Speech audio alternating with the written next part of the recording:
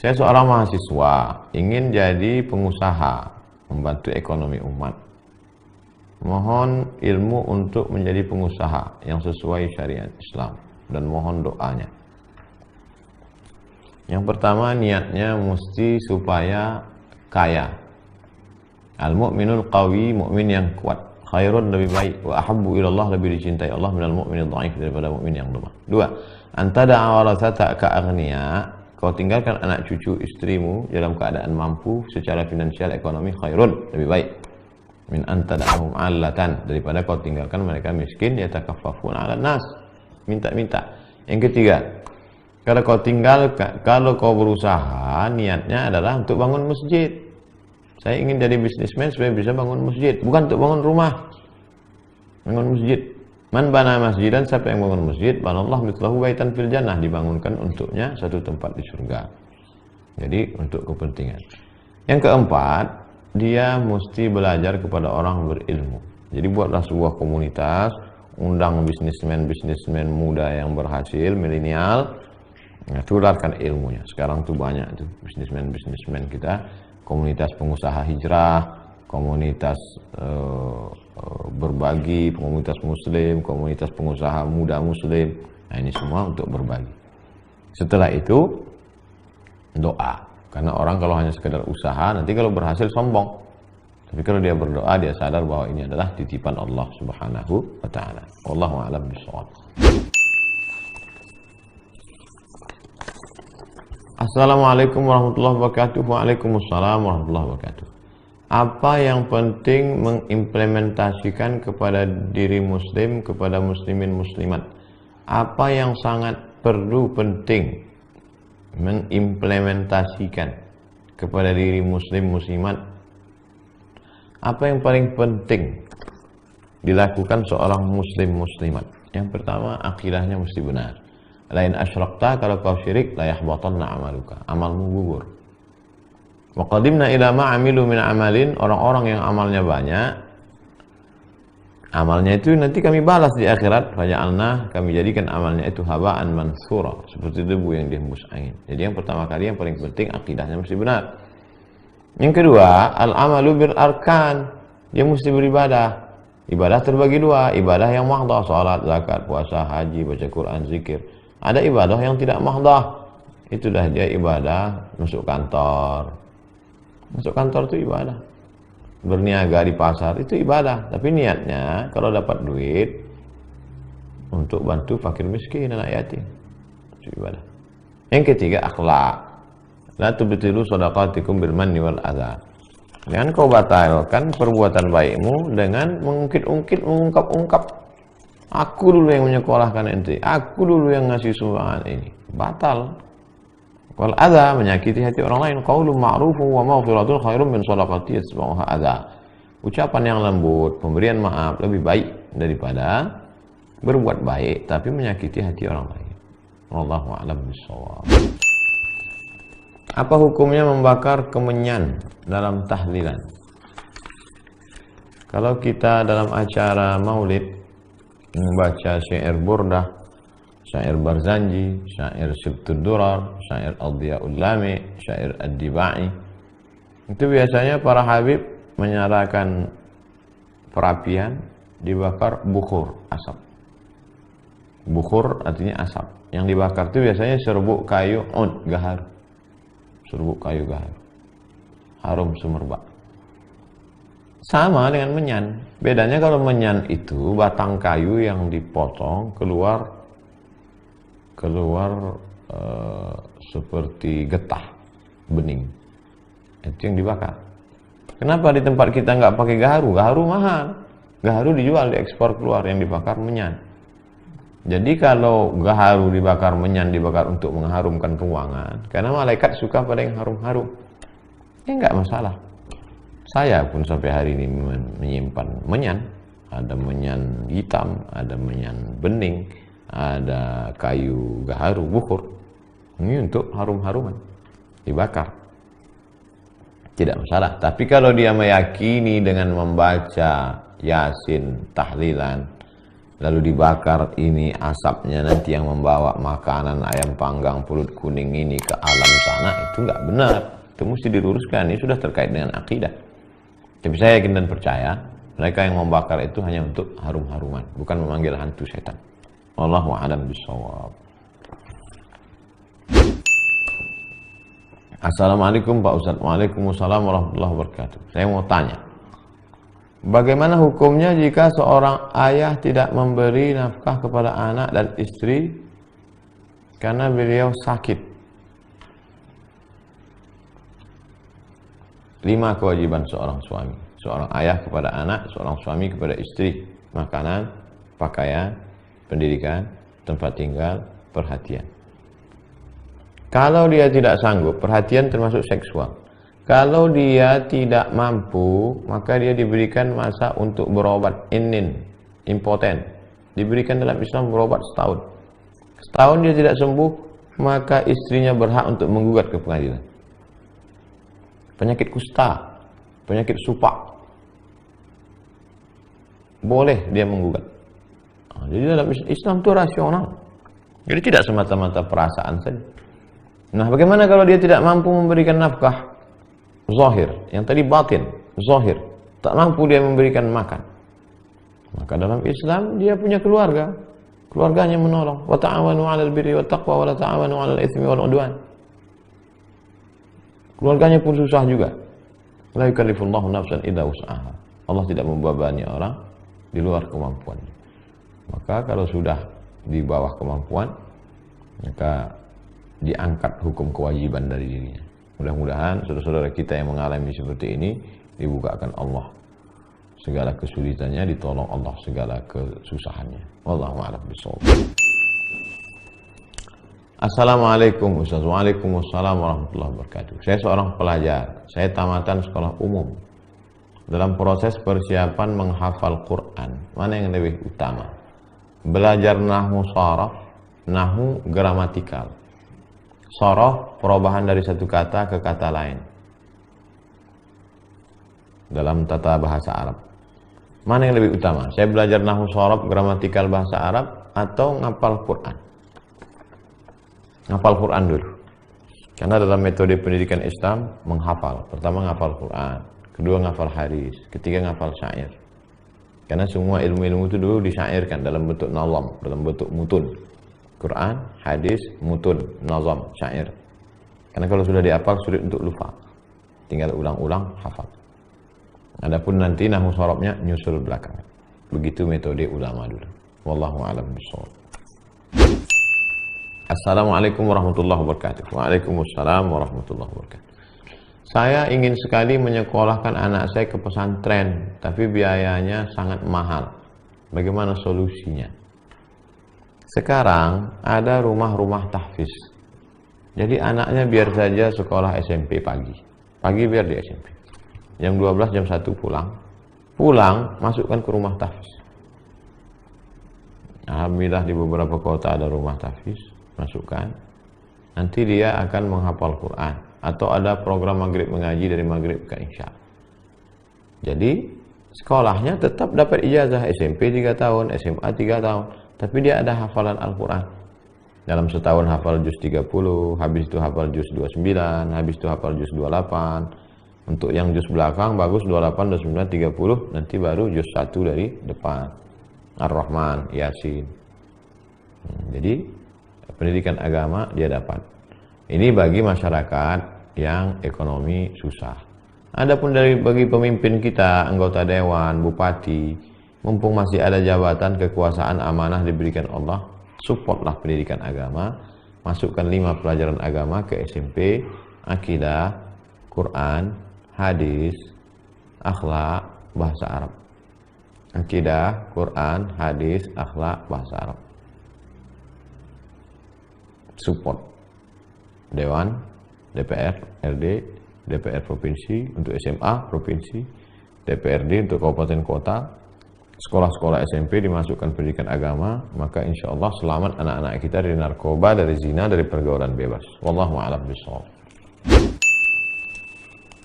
Assalamualaikum. Waalaikumsalam warahmatullahi wabarakatuh. Salahkah menolak seorang lelaki yang hendak berkenalan dan meminang karena beliau perokok dan saya nggak kuat asap rokok?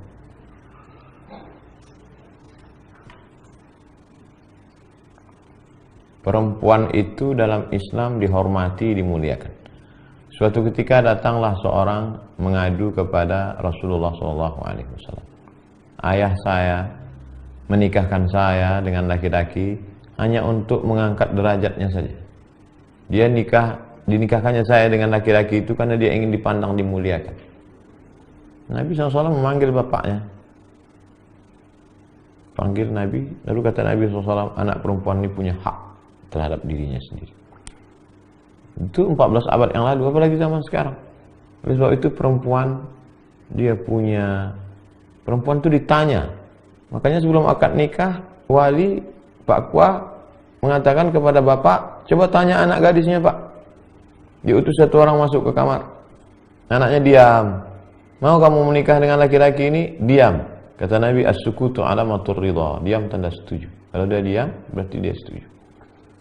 Oleh sebab itu, maka kalau tidak setuju, dia katakan, saya tidak mau, karena dia perokok.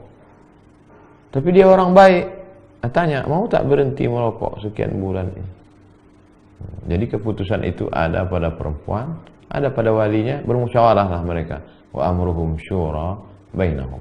Allah memberikan yang terbaik. Wallahu a'lam bishawab.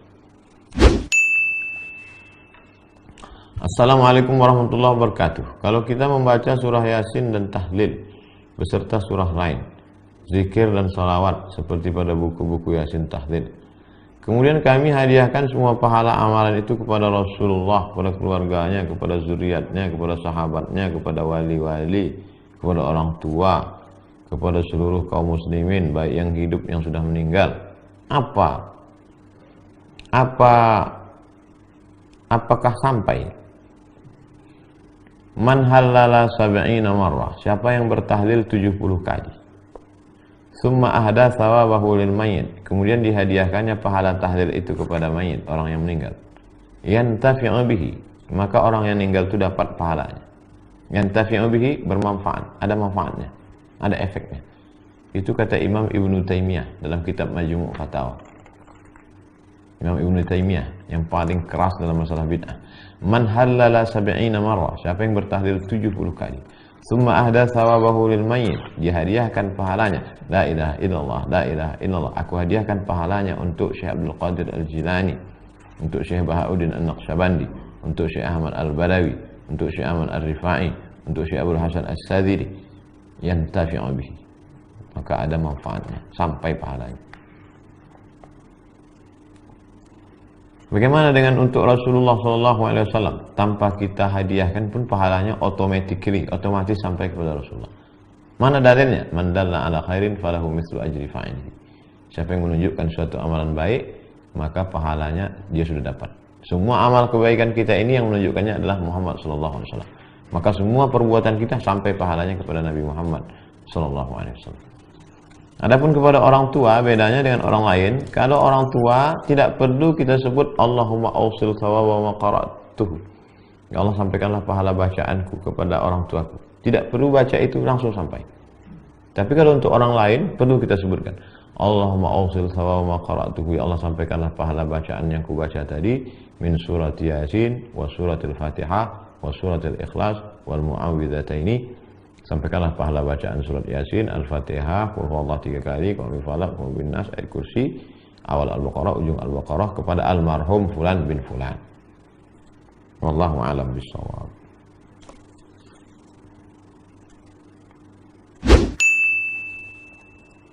Assalamualaikum Ustaz. Waalaikumsalam warahmatullahi wabarakatuh. Saya dari warga Lormes. Ingin bertanya, apa hukumnya laki-laki berambut gondrong dan pirang? Tentang rambut panjang itu mesti dilihat dulu kenapa dia berambut panjang. Kalau dia berambut panjang menyerupai perempuan, memang ada dalam dirinya itu ingin menyerupai perempuan, maka dilaknat. La'anallahu al-mutasyabbihin minar rijal bin nisa wal mutasyabbihat minan nisa bir rijal. Allah melaknat laki-laki yang menyerupai perempuan. Banyak sekarang laki-laki, ini panjang hanya rambutnya, ingin menyerupai perempuan, maka dia dilaknat. Tapi kalau dia memanjangkan rambut hanya ingin merasa dia lebih jantan, lebih gagah, lebih perkasa, ya nggak apa-apa. Selama bersih. At-tahuru syatrul iman. Bersih itu bagian setengah dari iman. Bagaimana kalau dengan sudah panjang gondrong pirang? Ketika Nabi SAW sampai di kota Makkah Al-Mukarramah, ayah Abu Bakar itu namanya Abu Quhafah, rambutnya putih semua, jenggotnya juga putih. Kata Nabi menyuruh dicelup rambut yang putih itu dengan warna pirang. Jannibus sawad, jangan pakai warna hitam. Karena kalau dengan warna hitam nanti tertipu. Banyak anak-anak gadis menengok orang tua pakai rambut hitam, rupanya sudah tua, beruban, tertipu. Maka dicelup pakai daun henna, daun inai kata orang Melayu, daun pacar kata orang Jawa. Digiling, kalau di Makkah sudah dalam bentuk serbuk tepung, campur air, pasang, maka dia menjadi pirang. Makanya Habib Umar bin Hafiz jenggotnya itu pirang, warna mahogani, warna coklat tua, karena itu warna inai. Jadi boleh mencelup, tujuannya adalah supaya uban tak boleh dicabut, karena uban itu akan menjadi nurun yaumal qiyamah. Uban akan menjadi cahaya pada hari kiamat. Uban kalau kita risau dicelup pakai warna hinai.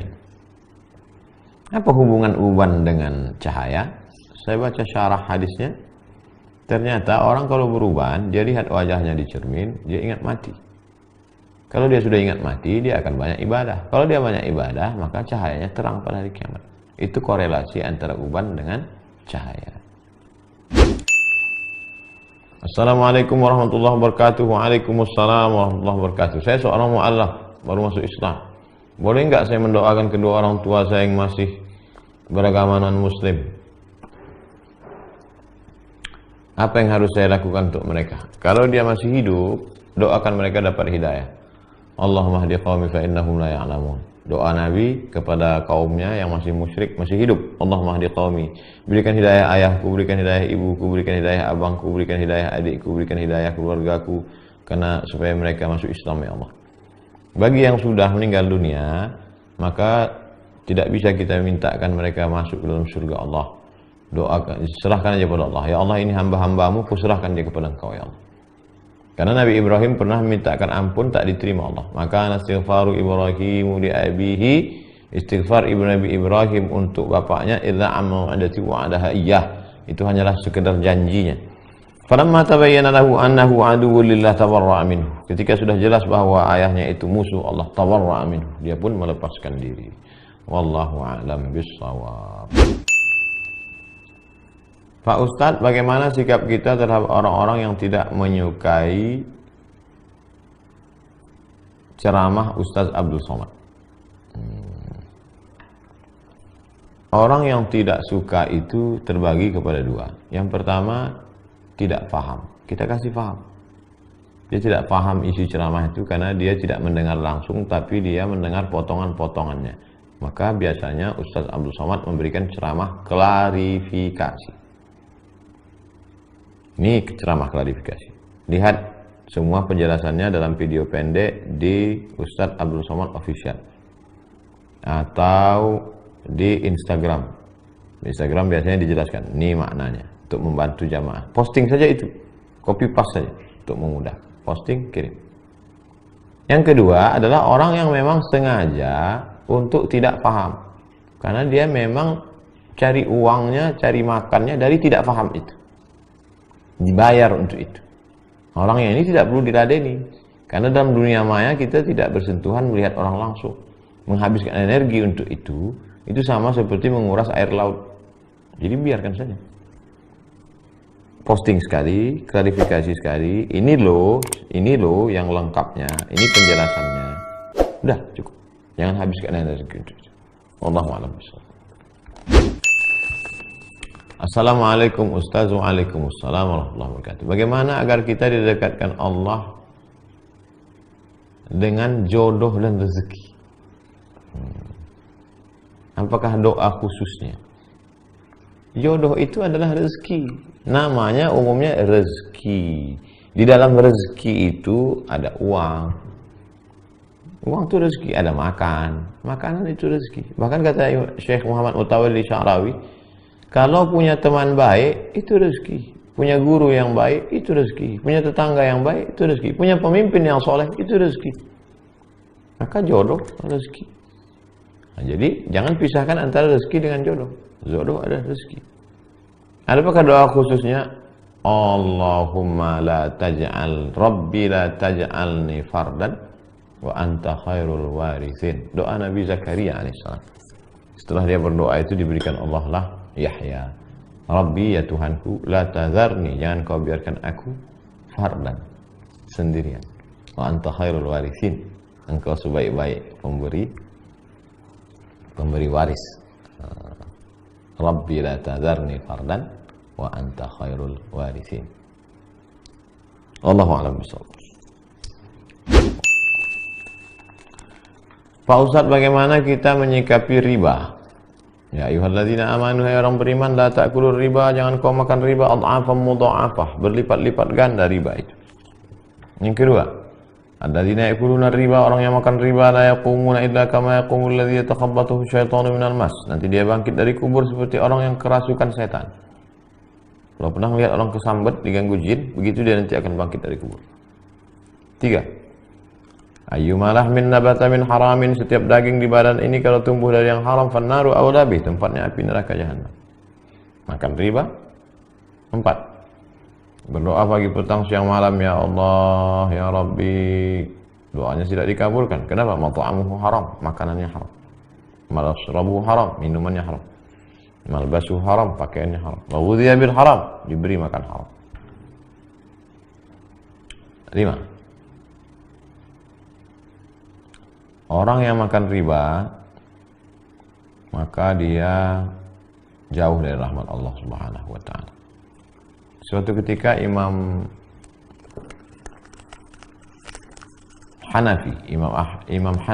Abu Hanifah ingin bertamu ke rumah orang. Di depan rumah orang itu ada pohon kayu. Imam Hanafi tegak, dia panas.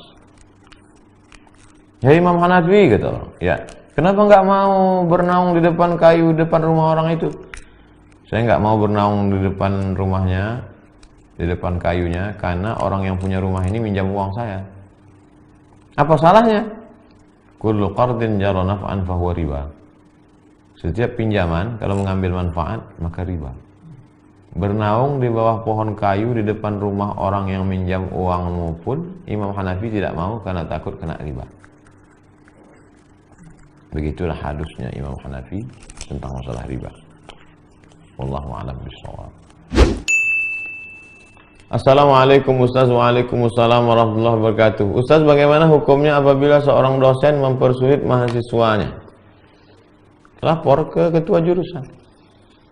Saya nggak berani, kan punya ketua senat jurusan, HMJ, himpunan mahasiswa jurusan, atau ketua senat fakultas, ngelapor dosen.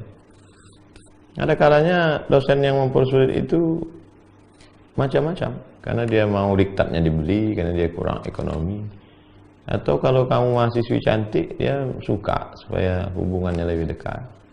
Jadi banyak faktor. Lapor ke dekan, lapor ke pembantu dekan 3, lapor ke pembantu rektor 3, wakil rektor 3 yang terkait dengan mahasiswa. Jangan dibiarkan, karena kalau dibiarkan dia unsur akhaka zaliman aw mazluman. Tolong saudaramu yang zalim ataupun yang dizalimi. Kalau yang dizalimi kami tahu cara nolongnya ya Rasulullah, yang dizalimi. Bagaimana kalau orang yang menzalimi? Ini dosennya menzalimi, bagaimana kami cara menolongnya? Kaf, tahan tangannya.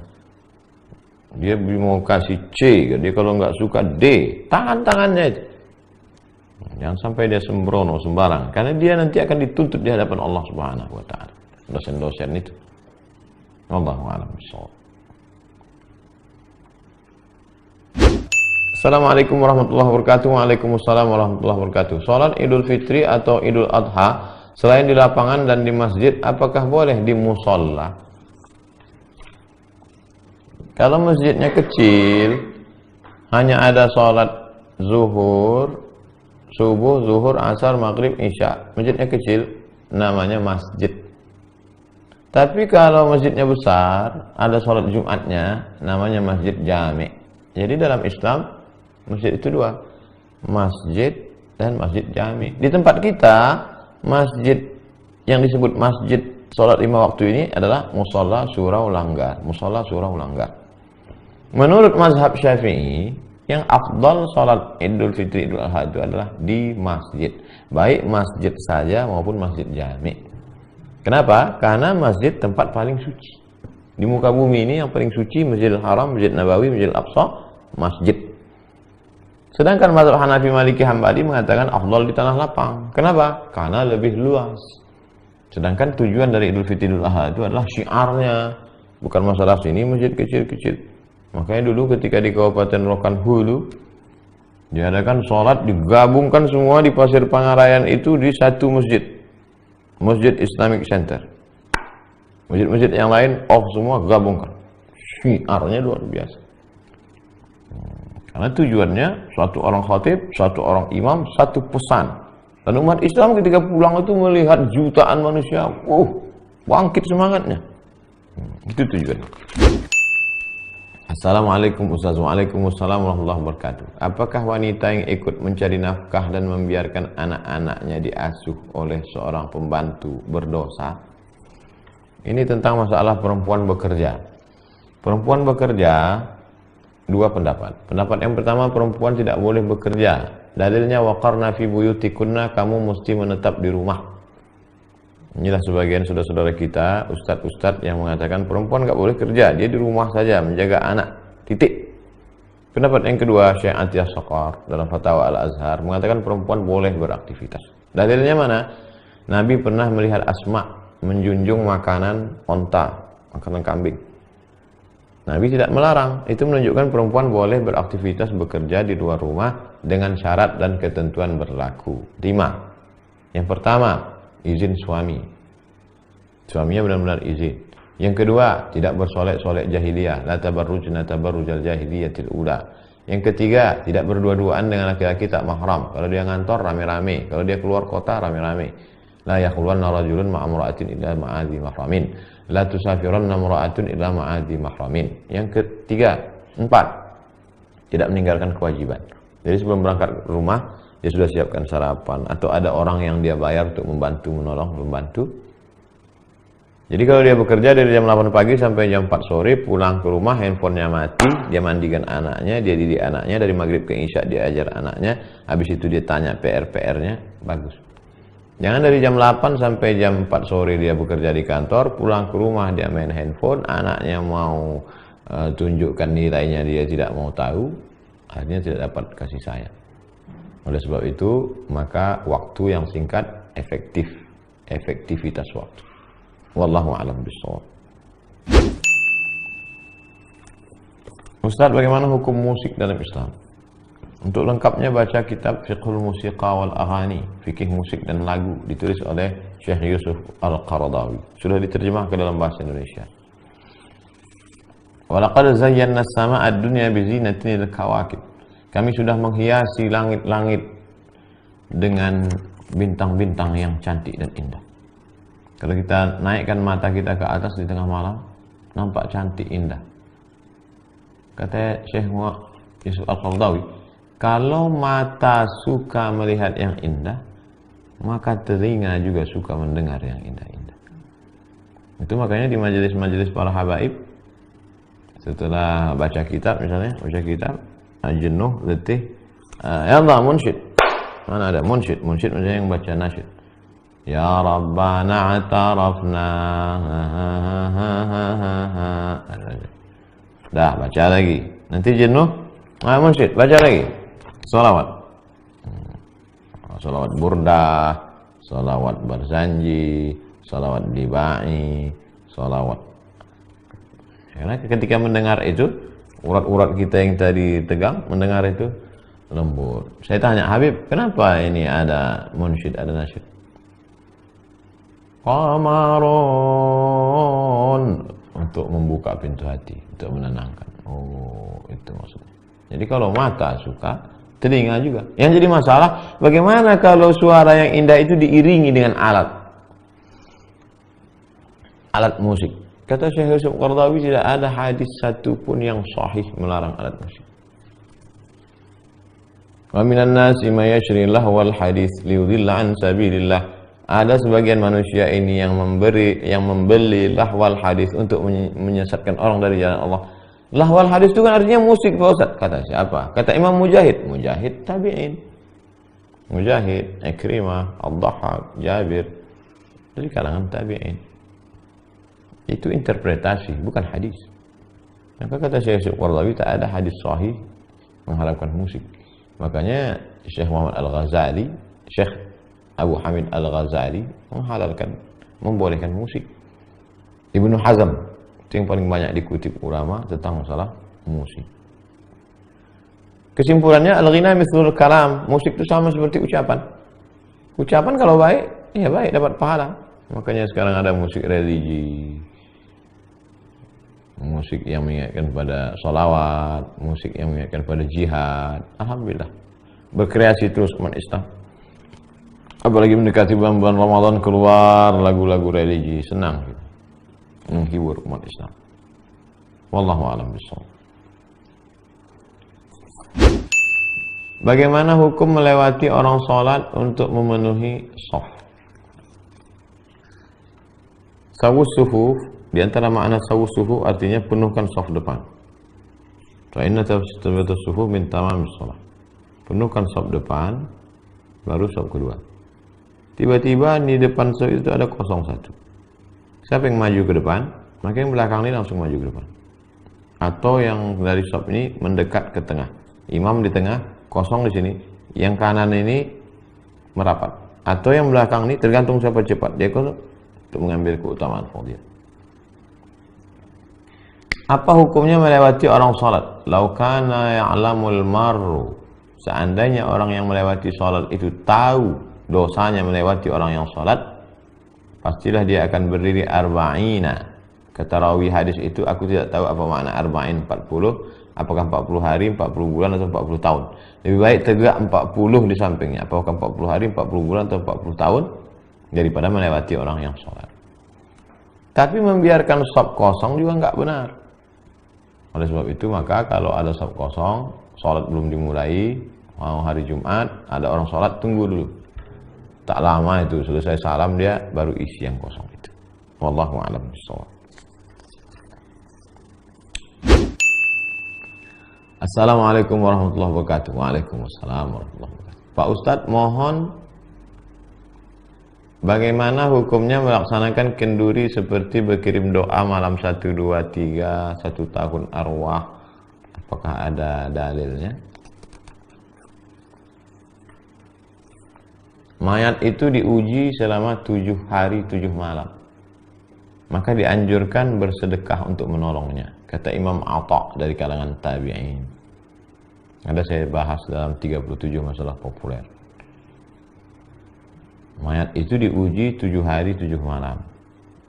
Maka untuk membantunya dianjurkan bersedekah. Sedekah ke panti asuhan. Assalamualaikum Pak Panti, anak panti ini makan pagi, makan siang, makan malamnya saya yang nanggung selama 7 hari 7 malam. Bagus. Pahalanya untuk almarhum. Tanpa disebut pahalanya untuk almarhum pun sampai. Automatically kalau anak berbuat sampai insyaallah. Wallahu a'lam. Assalamualaikum warahmatullahi wabarakatuh. Waalaikumsalam warahmatullahi wabarakatuh. Ustaz, apakah kami boleh berjihad untuk ulama yang kami cintai jika dia diganggu? Nabi SAW berdoa 1 bulan ketika ulama da'i yang dikirim itu dibunuh. Allahumma la'an Bani Ri'il, Allahumma la'an Zakwan, Allahumma la'an Usayyah. Bunuh, la'natlah Bani Ri'il, la'natlah Zakwan, la'natlah Usayyah. 3 suku yang membunuh da'i yang dikirim oleh Nabi Muhammad SAW. Di zaman sekarang kita tidak lagi membunuh, tapi kita menyiapkan pengacaranya, membantunya. Kita dengar ada ustaz yang dikriminalisasi, ditangkap. Kita tanya bagaimana keadaan keluarganya, berapa lama dia ini, apa yang dia tinggal, bagaimana makan mereka, apakah sudah ada pengacara muslim yang menolong. Itu kita mesti tahu. Jangan kita semangat untuk datang ke pengajiannya, tapi ketika dia ditangkap kita pura-pura tak tahu. Hanya sekedar basa-basi saja. Cari informasi tentang dia. Bagaimana keadaannya sekarang? Kalau dia sakit, jenguk ke rumah sakit, tanya bagaimana pembiayaan rumah sakit, bagaimana obatnya, apa yang bisa kita bantu. Saya cuma bisa mengasih ruqyah, saya cuma bisa ngasih madu, saya cuma bisa tolong. Karena orang tua kita mengeluarkan kita dari alam kegelapan rahim ke alam dunia. Tapi guru-guru kita ini mengeluarkan kita dari alam gelap jahil ilmu pengetahuan menjadi terang benderang ilmu pengetahuan. Wallahu a'lam bishawab. Apa hukumnya kalau kita melaksanakan kurban tapi kita belum melaksanakan akikah? Sudah kita bahas dalam buku 33 tanya jawab kurban. Akikah tanggung jawab orang tua kita terhadap kita. Akikah tanggung jawab seorang ayah terhadap anak. Tapi tidak wajib. Akikah paling tinggi hukumnya sunat muakkad. Kullu mauludin, setiap anak, rahinatun bi aqiqatihi, tergadai dengan akikahnya. Tuzbahu anhu, disembelihkan kambing untuknya yauma sabi'i, hari ke-7. Yuhlaqu, dicukurkan rambutnya, wa yusamma. Potong kambing, cukur rambut, kasih nama yang baik-baik, hari ke-7 menebus anak. Akikah tanggung jawab ayah terhadap anak. Sedangkan kurban tanggung jawab pribadi terhadap diri sendiri. Setelah saya mampu, punya uang, maka saya berkurban. Menurut mazhab Hanafi wajib. Menurut mazhab Syafi'i sunat muakkad, Hambali sunat muakkad, Maliki sunat muakkad.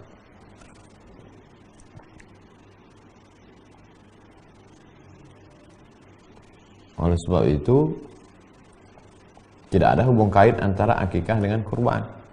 Jadi kalau dulu lahirnya tidak diakikahkan, sekarang dia mampu, dia berkurban.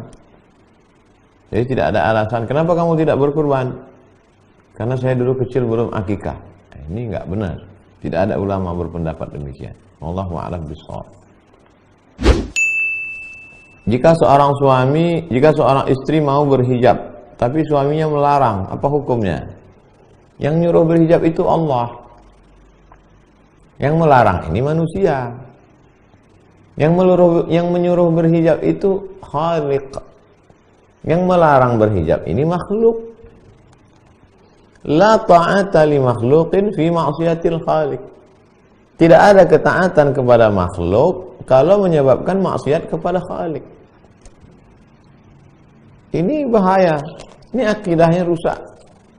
Dia sejajarkan antara Khaliq dengan makhluk, suami dengan Allah. Hei suami, yang nyuruh aku berhijab ini Allah. Hidupmu, matimu.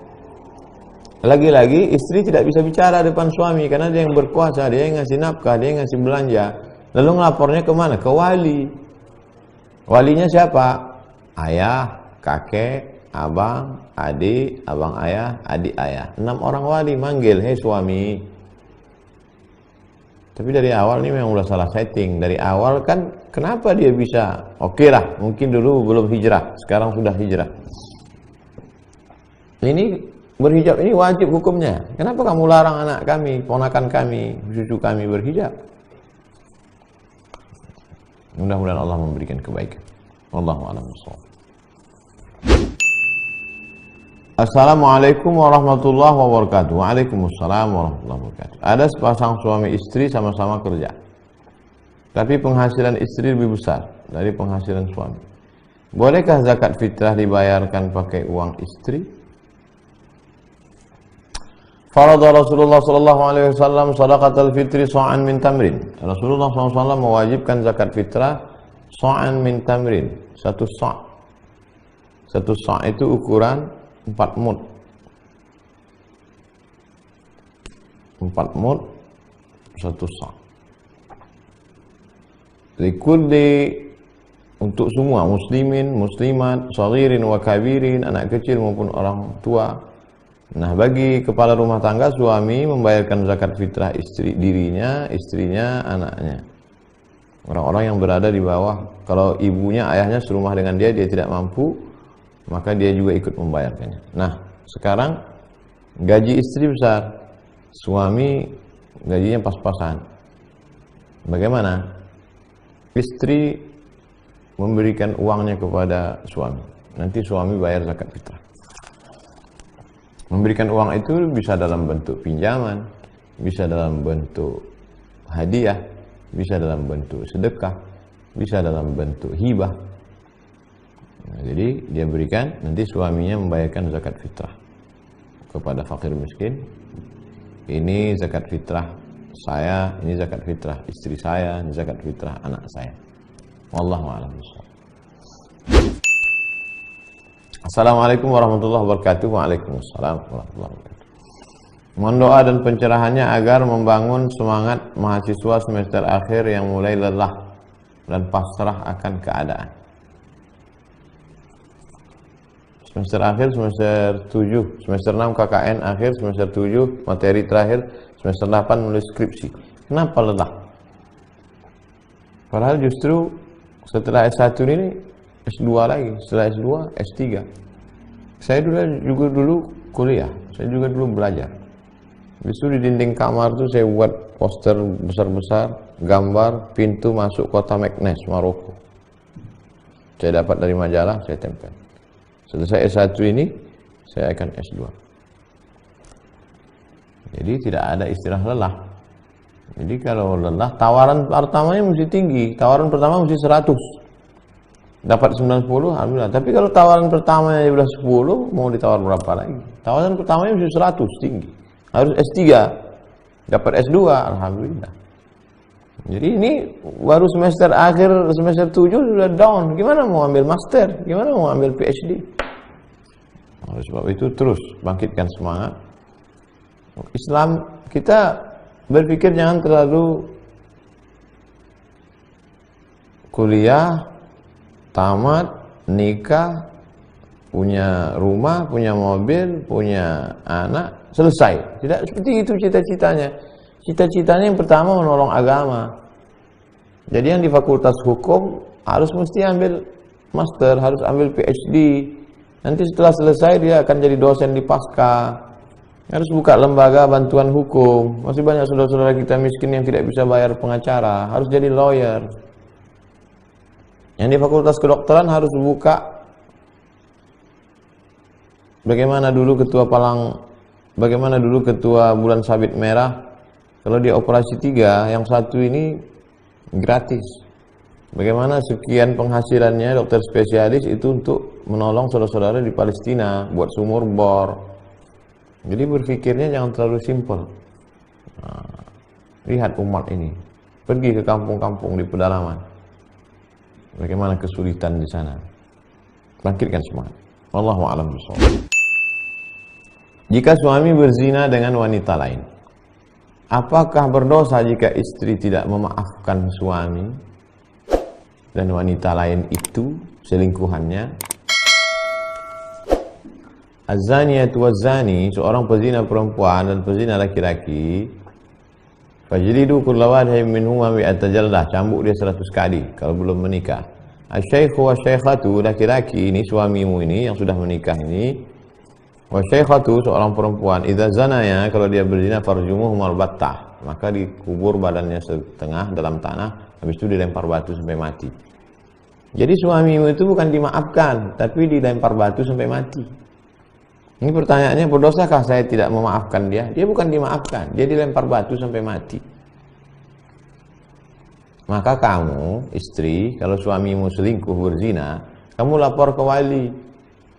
Nanti walimu yang akan memanggil suamimu yang berzina itu supaya diberitahu, supaya diputuskan hubungannya. Karena dia sudah melakukan dosa besar. Mungkin secara negara dia sudah berbuat jahat, perselingkuhan. Tapi secara agama, maka tidak ada maaf-maafkan.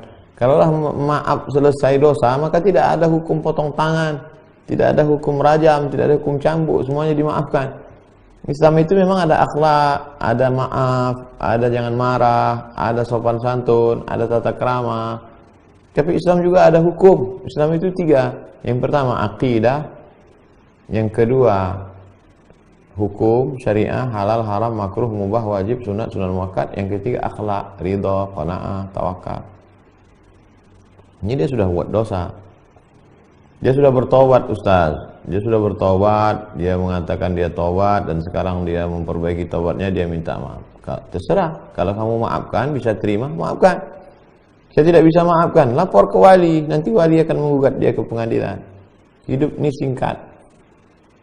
Jangan sampai hidup yang singkat ini gara-gara masalah ini lalu berefek kemana-mana, tersiksa sampai mati. Dan setelah mati, apa yakin setelah mati akan dapat kebaikan? Oleh sebab itu maka hidup singkat ini isi dengan yang baik-baik, yang musing-musingkan kepala hindarkan, jauhkan, fokus beribadah kepada Allah Subhanahu wa taala. Wallahu a'lam bishawab. Assalamualaikum Ustaz. Waalaikumsalam warahmatullahi wabarakatuh. Dari Ibu Aris Andrini. Bagaimana caranya mendidik anak perempuan yang sudah mengalami masa pubertas atau sudah masuk masa remaja, penuh dengan pemberontakan dan rasa ingin tahu yang besar? 777. 7 pertama bermain-main. 7 pertama ini anak-anak lari-lari, lompat-lompat. 7 kedua mulai, 7 kedua dari 7 ke 14 mulai serius. 7 ketiga 14 ke 21 dia seperti bersahabat, seperti berteman, berkawan, ajak dia ngobrol. Oleh sebab itu dengan bahasa mereka, kalau kita tidak mampu, siapa kira-kira tempat dia curhat orang lain? Jangan dibiarkan dia dekat dengan pacarnya. Jangan sampai dia lebih dekat pada orang lain daripada ayahnya, daripada ibunya. Na'udzubillah. Oleh sebab itu maka anak-anak ini kalau di kampusnya ada rohis, ada pengajian tentang akhlak, ada komunitas. Di Bandung komunitas Ustadz Hanan At-Taqi, di Kalimantan Barat ada komunitas Ustadz Luqman, di berbagai provinsi ada komunitas hijrah, biker, subuhan, ada komunitas hijrah, ada hijabers. Nah ini dia harus berjamaah, karena jamaah itu besar pengaruhnya terhadap dia. Dia punya grup WhatsApp, dia punya grup, dia ada pengajian. Nah, ini mungkin kita tidak bisa masuk ke dalam, tapi lingkungan dia yang seusia dengan dia ini diarahkan dia ke sana. Man ala salasa banatin, seorang ibu, seorang ayah yang tetap mendidik anaknya. Ala dia kasih makan, dia kasih makan, dia kasih pakaian, dia berikan perhatian. Kemudian wa addabahu fa addabahu, dia didik dengan pendidikan yang baik. Wa zawwajahu, nikahkan dengan orang baik-baik. Wa ahsana ilaihi, dia buat baik sampai mati, falahul jannah, surga bagi. Jadi jangan pernah bosan, jangan pernah muak. Sampai kapan saya mendidik ini? Minal mahdi ilal lahdi. Dari buayan, dari dulu kita timang, kita gendong, sampai ke liang lahat. Berapa banyak orang tua memandikan anaknya 2 kali. Dulu dimandikan waktu kecil dengan manja, dikasih sabun. Sekarang dia juga yang memandikan jenazahnya. Ustaz Somad, ini ibu-ibu usianya 80 tahun, dia sudah tua. Dia memandikan anaknya 2 kali. Dulu saat kecil dia yang mandikan. Sekarang jenazahnya dia juga yang mandikan. Orangnya tegar. Jadi dengan anak ini 2 saja. Kalau kita dulu mati, dia yang bisikkan ke telinga kita la ilaha illallah. Tapi kalau dia duluan mati, kita juga membisikkan ke telinga dia la ilaha illallah. 2 kali kita bisikkan ke telinga dia. Dulu waktu dia lahir kita yang bisikkan asyhadu an la ilaha illallah. Sekarang ketika dia akan mati menghadap Allah juga kita sekali lagi membisikkan la ilaha illallah. Jadi tidak pernah putus pendidikan anak. Ketika kita bosan, disitulah kita. Ketika ibu mulai bosan merepet, ibu mulai bosan memberitahu, bertanya mau kemana, jangan jalan dengan siapa, uang. Maka pada saat itu sebenarnya kiamat sudah terjadi. Kiamat alam belum, tapi kiamat isinya sudah terjadi. Wallahu a'lam bishawab.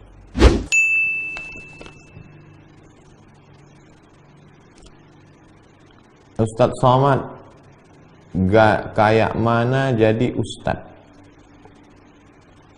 Ustaz itu istilah dalam bahasa Turki, artinya guru. Bahasa Indianya guru.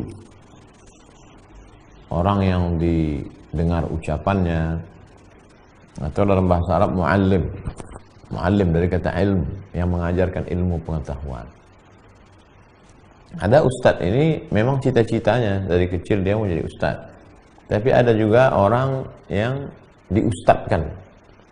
Nggak sengaja tiba-tiba jadi ustadz, mendadak ustadz. Bisa juga. Kalau pertanyaannya ke pribadi saya, gimana, kayak mana jadi ustadz? Jadi saya memang sekolahnya tidak pernah sekolah umum.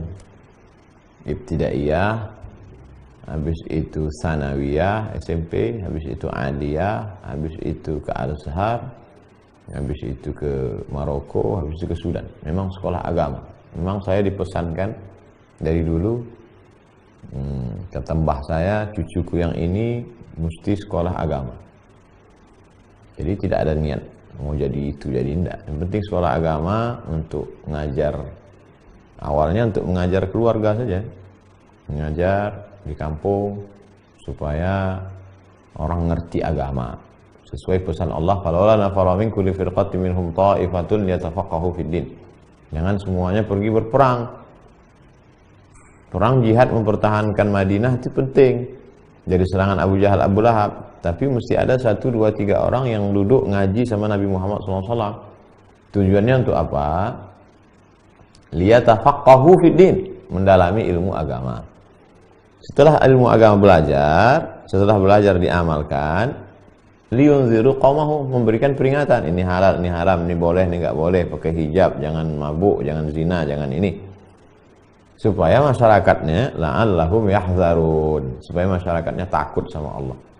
Belajar, beramal, ngajar, target akhirnya adalah supaya masyarakatnya takut sama Allah. Amar ma'ruf nahi munkar. Wallahu a'lam bishawab. Assalamualaikum warahmatullahi wabarakatuh. Waalaikumsalam warahmatullahi wabarakatuh. Apa benar hewan kurban yang kita kurbankan nanti jadi kendaraan kita di akhirat? Kita dulu waktu kecil dikatakan nanti kambing ini kita akan naik kambing ini di akhirat. Ini ada lembu, nanti kita akan naik lembu ini di akhirat. Ini onta, nanti kita akan naik di akhirat. Apa betul begitu? Di Quran tidak ada, di hadis tidak ada. Adanya di asar. Asar itu riwayat dari tabi'in. Disebutkan oleh Imam As-Sakhawi dan Imam Ibnu Hajar. La yathbut, tidak sahih. Kata Imam Sakhawi dan Imam Ibnu Hajar. Wallahu a'lam bishawab. Assalamualaikum warahmatullahi wabarakatuh. Saya sedang proses menghatamkan Al-Quran. Namun di tengah perjalanan ada ikhwan, berarti seorang perempuan sedang tahfiz Al-Quran. Di tengah perjalanan ada seorang ikhwan datang melamar. Nanti saya ingin berkomitmen menyelesaikan pendidikan saya. Bolehkah menolak lamaran dengan alasan tersebut? Tidak ada laki-laki melamar perempuan langsung. Laki-laki melamar perempuan melalui walinya. Nanti yang mengambil keputusan menerima atau menolak itu adalah wali. Wali bermusyawarah dengan anak perempuan. Idza ja'akum man tardawna dinahu, wahai para wali, kalau datang kepadamu seorang laki-laki, kau suka agamanya, wa khuluquhu, baik akhlaknya, fazawwijuhu, nikahkanlah anak perempuanmu ini dengan dia. Idza taf'aluhu, kalau itu tidak kau lakukan, takun fitnatun fil ardi wa fasadun 'arid, akan terjadi kerusakan yang amat sangat besar. Hai laki-laki yang mau meminang anak gadis saya, iya, saya sudah musyawarah dengan anak gadis saya, dia sedang proses penyelesaian khataman, dia mau fokus dulu. Kamu mau nggak nunggu? Wah, saya nggak sabar nunggu Pak, saya maunya langsung hari ini Minang, minggu Ahad depan langsung mau walimah. Kalau begitu berarti cari yang lain. Jadi tidak, Islam itu tidak ribet, tidak jelimet, tidak payah, tidak sulit, tidak susah. Yassiru, beri kemudahan, wala tu'assiru, mohon maaf. Berarti ada yang lain. Nah, tapi kalau kata dia, saya siap menunggu sampai dia, berapa lama nih proses khatam? Pak Kiai, ini kalau ngafal ini berapa lama nih? Ya insya Allah dalam 6 bulan ini insya Allah khatam. Nah, tunggulah 6 bulan. Wa amruhum syura bainahum, musyawarah antara yang minang, yang wali, dan perempuan yang dipinang. Mudah-mudahan Allah memberikan kebaikan pada orang-orang baik ini, insya Allah. Wallahu a'lam.